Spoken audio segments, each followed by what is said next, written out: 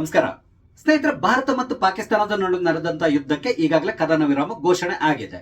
ಆದ್ರೆ ಈ ಕದನ ವಿರಾಮ ಘೋಷಣೆ ಆದ್ಮೇಲೆ ಭಾರತದ ದೇಶದೊಳಗಿರುವಂತಹ ಎರಡು ಮುಖ್ಯ ಪಕ್ಷಗಳು ಕಾಂಗ್ರೆಸ್ ಮತ್ತು ಬಿಜೆಪಿ ನಡುವೆ ಕದನ ಪ್ರಾರಂಭ ಆಗಿದೆ.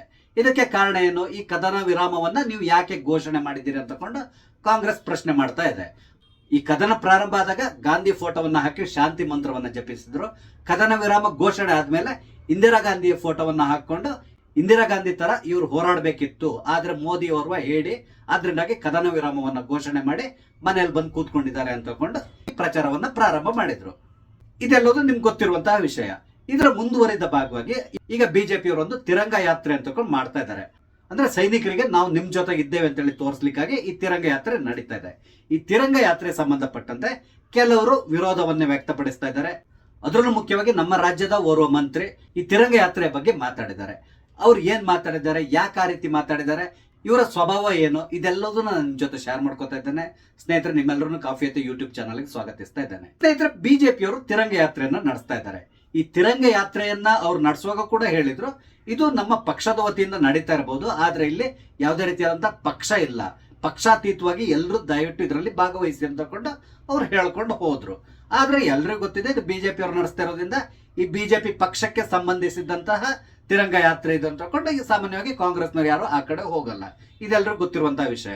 ಈ ಹಿಂದೆ ಕೂಡ ಅಷ್ಟೇ ಡಿ.ಕೆ. ಶಿವಕುಮಾರ್ ಅವರು ಮೇಕೆದಾಟು ಯೋಜನೆ ಸಂದರ್ಭದಲ್ಲಿ ಕೂಡ ಒಂದು ಪಾದಯಾತ್ರೆಯನ್ನ ಮಾಡಿದ್ರು. ಆ ಪಾದಯಾತ್ರೆ ನಡೆಸುವಾಗ ಕೂಡ ಡಿ.ಕೆ. ಶಿವಕುಮಾರ್ ಅವರು ಹೇಳಿದ್ರು, ಇದು ಪಕ್ಷಾತೀತವಾಗಿ ನಡೀತಾ ಇರೋದು, ಎಲ್ಲ ಪಕ್ಷದವರು ಇದರಲ್ಲಿ ಭಾಗವಹಿಸಬೇಕು ಅಂತಕೊಂಡು ಹೇಳಿದ್ರು. ಆದ್ರೆ ಎಲ್ರಿಗೂ ಗೊತ್ತಿತ್ತು ಇದು ಕಾಂಗ್ರೆಸ್ನವರ ಪಾದಯಾತ್ರೆ ಅಂತ ಹೇಳ್ಕೊಂಡು, ಹಾಗೆ ಉಳಿದ ಪಕ್ಷದವರು ಅದರಿಂದ ದೂರ ಉಳಿದಿದ್ರು. ಇದು ನಿಮ್ಗೆ ಗೊತ್ತಿರುವಂತಹ ವಿಷಯ.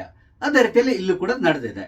ಇಲ್ಲಿ ಏನಾಗಿದೆ ಅಂತ ಹೇಳಿದ್ರೆ, ಈ ತಿರಂಗ ಯಾತ್ರೆ ಪ್ರಾರಂಭ ಆಯ್ತಲ್ಲ, ಇದನ್ನ ಟೀಕಿಸುವ ಬರದಲ್ಲಿ ನಮ್ಮ ಸಂತೋಷ್ ಲಾಡ್ ಅವರು ಒಂದು ತಪ್ಪು ಮಾತನ್ನು ಕೂಡ ಆಡಿದ್ದಾರೆ. ಹಾಗಾದ್ರೆ ಏನದು? ಬೇರೆ ಏನೂ ಅಲ್ಲ, ಇವರೊಂದು ಬಿಜೆಪಿಗೆ ಒಂದು ಅಡ್ವೈಸ್ ಮಾಡಿದ್ರು. ನೀವು ತಿರಂಗ ಯಾತ್ರೆ ಮಾಡಬೇಡಿ, ಅದಕ್ಕೆ ಬದಲಾಗಿ ಟ್ರಂಪ್ ಯಾತ್ರೆ ಮಾಡಿ ಅಂತಕೊಂಡು ಹೇಳಿದ್ರು. ನಿಮ್ಗೆ ಗೊತ್ತಿದೆ ಟ್ರಂಪ್ ಹೆಸರು ಇಲ್ಲಿ ಯಾಕೆ ಬಂತು ಅಂತೇಳಿ. ಈ ಕದನ ವಿರಾಮ ಘೋಷಣೆ ಆದ ಸಂದರ್ಭದಲ್ಲಿ ಟ್ರಂಪ್ ಒಂದು ಮೆಸೇಜ್ ಅನ್ನ ಎಲ್ಲ ಕಡೆ ಹಬ್ಬ ರೀತಿಯಲ್ಲಿ ನೋಡ್ಕೊಂಡ್ರು. ಅಂದ್ರೆ ಈ ಕದನ ವಿರಾಮ ಘೋಷಣೆ ಆಗ್ಲಿಕ್ಕೆ ನಾನೇ ಮುಖ್ಯಸ್ಥ, ನಾನೇ ಇವ್ರ ಜೊತೆ ಮಾತಾಡಿ ಈ ಕದನ ವಿರಾಮ ಘೋಷಣೆ ಮಾಡಿ ಅಂತ ಹೇಳ್ಕೊಂಡು ಇಬ್ಬರಿಗೂ ನಾನು ಬುದ್ಧಿ ಹೇಳಿದೆ, ಆದ್ರಿಂದಾಗಿ ಇವ್ರು ಕದನ ವಿರಾಮವನ್ನ ಘೋಷಣೆ ಮಾಡಿದ್ದಾರೆ ಅಂತೇಳಿ ಟ್ರಂಪ್ ಅವ್ರು ಹೇಳ್ಕೊಂಡ್ರು. ಯಾವಾಗ ಟ್ರಂಪ್ ಈ ರೀತಿ ಹೇಳಿದ್ರು ತಕ್ಷಣ ಪ್ರಾರಂಭ ಆಯ್ತು ಪಾಕಿಸ್ತಾನ ಮತ್ತು ಭಾರತದ ನಡುವೆ ನಡೀತಾ ಇರುವಂತಹ ಈ ಸಂಘರ್ಷದ ಮಧ್ಯೆ ಅಮೆರಿಕ ಯಾಕೆ ಮೂಗ್ ತೋರಿಸ್ತಾ ಇದೆ, ಮೂರನೇವ್ರನ್ನ ಯಾಕೆ ನೀವು ಬಿಟ್ಕೊಂಡ್ರಿ ಅಂತಕೊಂಡು ಪ್ರಶ್ನೆ ಮಾಡ್ಲಿಕ್ಕೆ ಶುರು ಮಾಡಿದ್ರು. ಇದಕ್ಕೆ ಸಂಬಂಧಪಟ್ಟಂತೆ ಕೆಲ ದಿನಗಳವರೆಗೆ ಈ ರೀತಿಯಾಗಿ ವಾದಗಳು ನಡೀತಾನೆ ಇತ್ತು. ಬಿಜೆಪಿ ಪಕ್ಷ ಕೂಡ ಹೇಳ್ತು, ಇಲ್ಲ ಇದರಲ್ಲಿ ಯಾವುದೇ ರೀತಿಯಾದಂತಹ ಪಾತ್ರವನ್ನ ಅಮೆರಿಕ ವಹಿಸಲಿಲ್ಲ, ಅದಕ್ಕೆ ಬದಲಾಗಿ ಪಾಕಿಸ್ತಾನದ ಡಿಜಿಎಂಒ ನಮ್ಮ ಡಿಜಿಎಂಒಗೆ ಫೋನ್ ಮಾಡಿ ಈ ರೀತಿಯಾಗಿ ನಾವು ಕದನ ವಿರಾಮವನ್ನ ಘೋಷಣೆ ಮಾಡೋಣ ಅಂತೇಳಿ ಹೇಳಿ ರಿಕ್ವೆಸ್ಟ್ ಮಾಡ್ಕೊಳ್ಳಿಕ್ಕೆ ಹೋಗಿ ನಾವು ಅದಕ್ಕೆ ಒಪ್ಕೊಂಡಿದ್ವಿ ಅಂತಕೊಂಡು ಸರ್ಕಾರ ಕೂಡ ಹೇಳ್ತು. ಆದ್ರೆ ಕಾಂಗ್ರೆಸ್ ಅದನ್ನ ಒಪ್ಪಲಿಲ್ಲ. ಅದಕ್ಕೆ ಬದಲಾಗಿ ಟ್ರಂಪೇ ಇಲ್ಲಿ ಮಧ್ಯಸ್ಥಿಕೆ ವಹಿಸಿದ್ದಾರೆ. ಟ್ರಂಪ್ ಹೇಳಿದ ಮಾತನ್ನ ನೀವು ಕೇಳಿದ್ದೀರಾ, ಆ ಮುಖಾಂತರ ಭಾರತ ಇಲ್ಲಿ ಸೋತಿದೆ ಅನ್ನುವ ರೀತಿಯಲ್ಲಿ ಎಲ್ಲ ಕಡೆ ಬಿಂಬಿಸ್ಲಿಕ್ಕೆ ಶುರು ಮಾಡಿದ್ರು.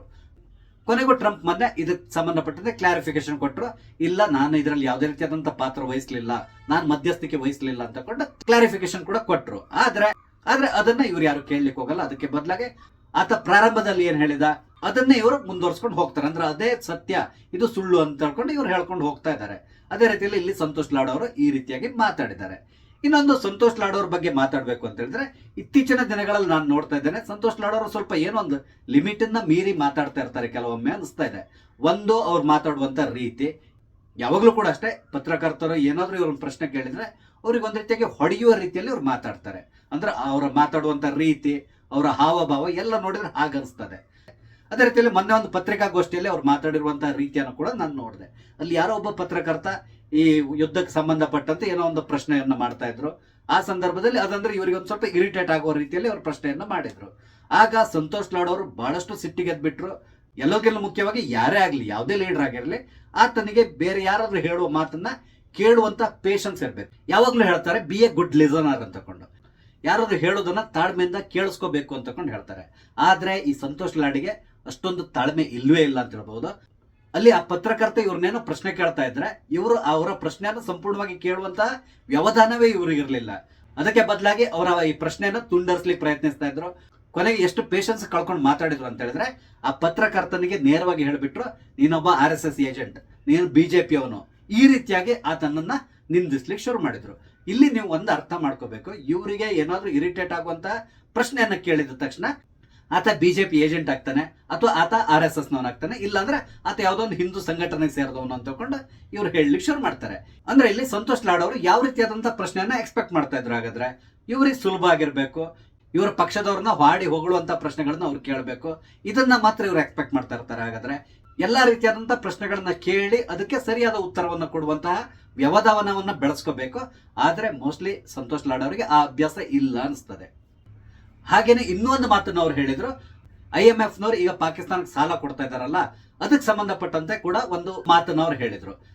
ಭಾರತ ದೇಶ ಇಲ್ಲಿ ಸಂಪೂರ್ಣವಾಗಿ ಫೇಲ್ಯೂರ್ ಆಗಿದೆ ಅಂತೇಳಿ. ನಿಮ್ IMF ನಿಂದ ಸಾಲ ಯಾವ ರೀತಿ ಮಂಜೂರಾತಿ ಆಗ್ತದೆ ಅನ್ನೋದು ಮೋಸ್ಟ್ಲಿ ಸಂತೋಷ್ ಲಾಡ್ ಅವ್ರಿಗೆ ಗೊತ್ತಿದೆಯೋ ಇಲ್ವೋ. ಅಲ್ಲಿ ಇದ್ರ ಪರವಾಗಿ ಜಾಸ್ತಿ ವೋಟ್ ಬಂದ್ರೆ ಅವರಿಗೆ ಸಾಲವನ್ನ ರಿಲೀಸ್ ಮಾಡ್ತಾರೆ. ಒಂದ್ ವೇಳೆ ಅಷ್ಟು ವೋಟ್ಸ್ ಗಳು ಬಂದಿಲ್ಲ ಅಂತ ಹೇಳಿದ್ರೆ ಆ ಸಾಲ ಅವರಿಗೆ ಸ್ಯಾಂಕ್ಷನ್ ಆಗಲ್ಲ. ಇದನ್ನ ಅರ್ಥ ಮಾಡ್ಕೋಬೇಕು. ಭಾರತ ಇದಕ್ಕೆ ಸಂಪೂರ್ಣವಾಗಿ ವಿರೋಧವನ್ನು ವ್ಯಕ್ತಪಡಿಸಿತ್ತು. ಹಾಗಾಗಿ ಕೊನೆಗೆ ಇವರು ಆ ಸಭೆಯಿಂದ ಕೂಡ ಎದ್ದು ಹೊರಗಡೆ ಬಂದಿದ್ರು. ಈಗ ಏನಾಗಿದೆ, ಇವರಿಗೇನು ಸಾಲ ಸ್ಯಾಂಕ್ಷನ್ ಆಗಿದೆ, ಆದ್ರೆ ಇನ್ನೂ ರಿಲೀಸ್ ಆಗಿಲ್ಲ. ಈ ಸಂದರ್ಭದಲ್ಲೇ ಭಾರತ ಕೂಡ ಅಷ್ಟೇ ಬಹಳಷ್ಟು ಪ್ರಯತ್ನವನ್ನ ಮಾಡ್ತಾ ಇದೆ. ಪಾಕಿಸ್ತಾನಿಗೆ ಸಾಲ ಸಿಗಬಾರ್ದು ಅಂತಕೊಂಡು ಬಹಳಷ್ಟು ಪ್ರಯತ್ನವನ್ನ ಪಡ್ತಾ ಇದೆ. ಅದರ ಫಲಶ್ರುತಿ ಅನ್ಸ್ತದೆ ಈಗ IMF ನವರು ಪುನಃ ಪಾಕಿಸ್ತಾನಕ್ಕೆ 11 ಕಂಡೀಷನ್ಸ್ ಗಳನ್ನ ಹಾಕಿದ್ದಾರೆ. ಈ ಕಂಡೀಷನ್ಸ್ ನ ನೀವು ಒಪ್ಕೊಂಡ್ರೆ ಮಾತ್ರ ನಾವು ನಿಮ್ಗೆ ಸಾಲ ಕೊಡ್ತೇವೆ, ಇಲ್ಲದಿದ್ರೆ ಸಾಲ ಕೊಡಲ್ಲ ಅಂತಕೊಂಡು ಈಗಾಗಲೇ ಹೇಳ್ಬಿಟ್ಟಿದ್ದಾರೆ. ಆದ್ರಿಂದಾಗಿ ಪಾಕಿಸ್ತಾನ ಈ ಎಲ್ಲಾ ನಿಬಂಧನೆಗಳು ಒಪ್ಕೊಂಡ್ರೆ ಅವ್ರಿಗೆ ಹಣ ಸಿಗ್ತದೆ, ಇಲ್ಲದಿದ್ರೆ ಹಣ ಸಿಗೋಲ್ಲ. ಅದೇ ರೀತಿಯಲ್ಲಿ ಸಂತೋಷ್ ಲಾಡ್ ಅವರು ನರೇಂದ್ರ ಮೋದಿ ಅವರು ಓರ್ವ ಅಸಮರ್ಥ ನಾಯಕ, ಹಾಗಾಗಿ ಅವರು ರಿಸೈನ್ ಮಾಡಬೇಕು ಅನ್ನೋ ರೀತಿಯಲ್ಲಿ ಕೂಡ ಮಾತಾಡಿದ್ದಾರೆ. ಒಂದಂತೂ ಅರ್ಥ ಮಾಡ್ಕೋಬೇಕು ಸಂತೋಷ್ ಲಾಡ್ ಅವರು, ಈ ಪಹಲ್ಗಾಮ್ ಘಟನೆ ನಡೆದ ತಕ್ಷಣ ಮೋದಿ ಅವರು ನೇರವಾಗಿ ಎಚ್ಚರಿಕೆಯನ್ನು ಕೊಟ್ಟಿದ್ರು. ನಿಮ್ಮ ಮನೆಗೆ ನುಗ್ಗಿ ನಿಮ್ಮನ್ನು ಹೊಡಿತೇವೆ ಅಂತ ತಕೊಂಡು ಅವರೊಂದು ಭಾಷಣದಲ್ಲಿ ಕೂಡ ಹೇಳಿದ್ರು. ಗರ್ಮೆ ಗುಸ್ಕೆ ಮಾರಂಗೆ ಅಂತ ತಕೊಂಡು ಹೇಳಿದ್ರು. ಅದೇ ರೀತಿಯಲ್ಲಿ ಇದನ್ನ ಮಿಟ್ಟಿ ಮೇ ಮಿಲಾದಂಗೆ ಅಂತ ಕೂಡ ಹೇಳಿದ್ರು. ಆ ಕೆಲಸವನ್ನು ಅತ್ಯಂತ ಪ್ರಾಂಪ್ಟ್ ಆಗಿ ಮಾಡಿದ್ದಾರೆ. ಇಲ್ಲಿ ಭಯೋತ್ಪಾದಕರ ಅಡುಗು ತಾಣಗಳನ್ನ ಸಂಪೂರ್ಣವಾಗಿ ಧ್ವಂಸ ಮಾಡಿದ್ದಾರೆ. ಹಾಗೇನೆ ಪಾಕಿಸ್ತಾನದ 11ರಿಂದ 12 ಏರ್ ಬೇಸ್ ಗಳನ್ನ ಕೂಡ ಪುಡಿಗಟ್ಟು ಬಿಟ್ಟಿದ್ದಾರೆ. ನಂತರ ಏನೆಲ್ಲ ನಡೆದಿದೆ ಅನ್ನೋ ಸಂತೋಷ್ ಲಾಡ್ ಅವರಿಗೆ ಗೊತ್ತಿದೆ. ಆದ್ರೆ ಅದನ್ನ ಒಪ್ಕೊಳ್ಳುವಂತಹ ಮನಸ್ಥಿತಿ ಇರಬೇಕು. ಪಕ್ಷ ಯಾವುದೇ ಆಗಿರಲಿ, ನಮ್ಮ ದೇಶದ ಸೈನಿಕರು ಮಾಡಿರುವಂತಹ ಈ ಕಾರ್ಯವನ್ನ ಇವರು ಒಪ್ಕೊಳ್ಬೇಕು. ಅಫ್ಕೋರ್ಸ್ ಇಲ್ಲಿ ಸರ್ಕಾರ NDA ಇದೆ, ಆದ್ರೆ ಅದರ ಕ್ರೆಡಿಟ್ NDAಗೆ ಹೋಗಲ್ಲ. ಅದಕ್ಕೆ ಬದಲಾಗಿ ಆ ಕ್ರೆಡಿಟ್ ಸಂಪೂರ್ಣವಾಗಿ ಹೋಗೋದು ನಮ್ಮ ಸೇನೆಗೆ. ಇದನ್ನ ಇವರು ಅರ್ಥ ಮಾಡ್ಕೋಬೇಕು. ಅದಕ್ಕೆ ಬದಲಾಗಿ ಈ ರೀತಿಯಾಗಿ ಮಾತಾಡೋದು ಸರ್ವತಾ ತಪ್ಪು ಅನಿಸ್ತದೆ. ಎಲ್ಲದಕ್ಕಿಂತ ಮುಖ್ಯವಾಗಿ ಇವರು ಮನಮೋಹನ್ ಸಿಂಗ್ ಕಾಲದಲ್ಲಿ ಏನ್ ನಡೆದಿದೆ ಅದನ್ನ ಕೂಡ ಸ್ವಲ್ಪ ತುಲನೆ ಮಾಡಿ ನೋಡ್ಬೇಕಾಗ್ತದೆ. 2008ರಲ್ಲಿ ಏನಾಯ್ತು, ಒಂದಿಷ್ಟು ಭಯೋತ್ಪಾದಕರು ಭಾರತದೊಳಗಡೆ ಬಂದ್ರು, ಮುಂಬೈನಲ್ಲಿ ಬಹುದೊಡ್ಡದಂತ ಮಾರಣ ಹೋಮವನ್ನೇ ಮಾಡಿದ್ರು. ಈ ಮಾರಣ ಹೋಮ ನಡೆದ ನಂತರ ಮನಮೋಹನ್ ಸಿಂಗ್ ಅವರು ಯಾವ ರೀತಿ ರಿಯಾಕ್ಟ್ ಮಾಡಿದ್ರು?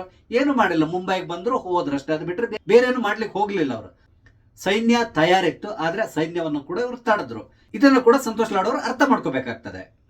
ಸದ್ಯಕ್ಕೊಂದು ಕೇಂದ್ರ ಸರ್ಕಾರ ಈ ಒಂದು ಭಯೋತ್ಪಾದನೆ ಏನಿದೆ ಇದರ ಬಗ್ಗೆ 0 ಟಾಲರೆನ್ಸ್ ನ ತೋರಿಸ್ತಾ ಇದೆ.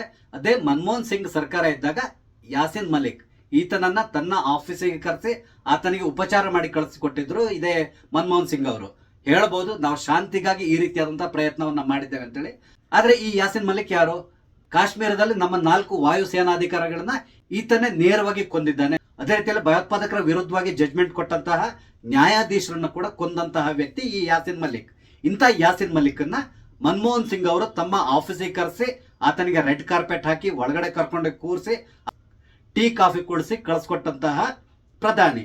ಆದ್ರೆ ಈಗಿರುವಂತಹ ಪ್ರಧಾನಿ ಆ ರೀತಿಯಾದಂತಹ ಕೆಲಸಕ್ಕೆ ಹೋಗ್ಲಿಲ್ಲ. ಅದಕ್ಕೆ ಬದಲಾಗಿ ಈ ಭಯೋತ್ಪಾದಕರು ಹುಟ್ಟಡಗಿಸ್ಲಿಕ್ಕೆ ಪ್ರಯತ್ನಿಸ್ತಾ ಇದ್ದಾರೆ. ಇದನ್ನ ಸಂತೋಷ್ ಲಾಡ್ ಅವರು ಅರ್ಥ ಮಾಡ್ಕೋಬೇಕು. ಈಗ ನಾನು ಈ ರೀತಿ ಹೇಳ್ತೀನಲ್ಲ, ತಕ್ಷಣ ಏನ್ ಮಾಡ್ತಾರೆ, ನಾನೊಬ್ಬ BJP ಏಜೆಂಟ್ ಅಥವಾ RSS ಏಜೆಂಟ್ ಅಂತ ತಕೊಂಡು ಹಣೆ ಪಟ್ಟಿ ಕಟ್ಟಿಬಿಡ್ತಾರೆ ಕೆಲವರು. ಅದು ಕೂಡ ನನ್ಗೆ ತುಂಬಾ ಚೆನ್ನಾಗಿ ಗೊತ್ತಿದೆ.